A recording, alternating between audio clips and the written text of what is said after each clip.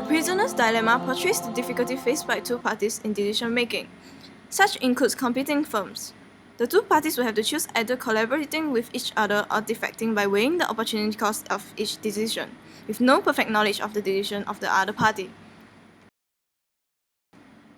In a village, there are only two farmers who sell wheat, Keynes and Hayek. Keynes grows crops during the dry season. He strongly believes in intervening heavily in the growth of his crops. Hayek, on the other hand, grows crops during the rainy season.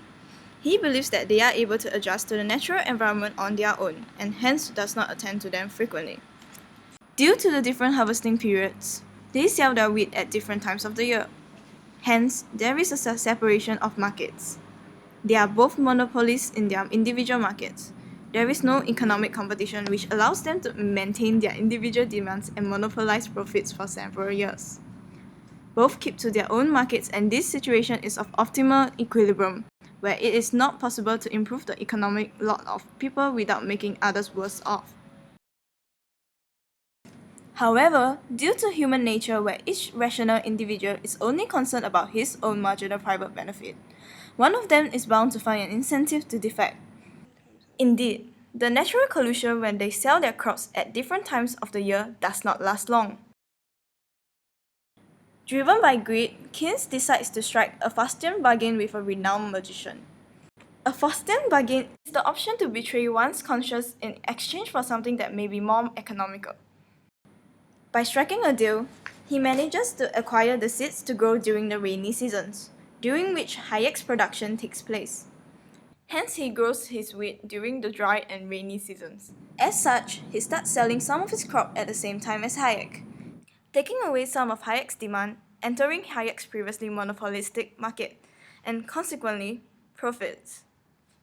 This leaves Keynes better off, while Hayek is no longer a monopolist in his own market. Hayek, who is feeling the pinch of his eroding profits, is now in a dilemma. Should he defect or should he continue to cooperate? If he does not do anything about it, he will remain worse off.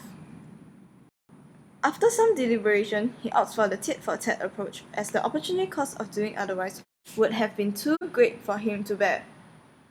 Hence, he retaliates by visiting the magician, as well as to acquire the seeds to grow during the dry season, during which Keynes' production now takes place. Therefore, he now grows his wheat during both the dry and rainy seasons. As such, he sells his crops at the same time as Keynes, entering Keynes' previously monopolistic market, taking away some of his demand and consequently profits.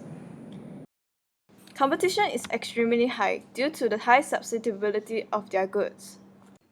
Unaccustomed to their new market structure, both of them make many mistakes in their economic decisions in price competition, eventually triggering a price war. This was especially detrimental to them as both parties' total revenue plunged. This shows that both defecting is the worst outcome. They are now in Nash equilibrium, which is a concept where the optimal outcome of a game is one where no player has an incentive to deviate from his or her chosen strategy, after considering an opponent's choice.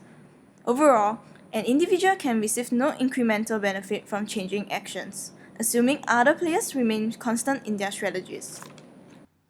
The payoff matrix illustrates the concept of the prisoner's dilemma. As we can see from the chart, each farmer can choose to either cooperate or defect. If both farmers choose to cooperate and stay in their respective markets, they will retain their individual demand and profits, each earning a revenue of $15,000. If Hayek decides to defect and enters Keynes' market, he will take half of Keynes' profits. Hence, Hayek is better off, earning a revenue of $22,500, while Keynes will be worse off, earning only a revenue of $7,500, and vice versa. Lastly, if both farmers choose to defect and enter each other's market, they will both suffer a revenue loss, each earning only $10,000.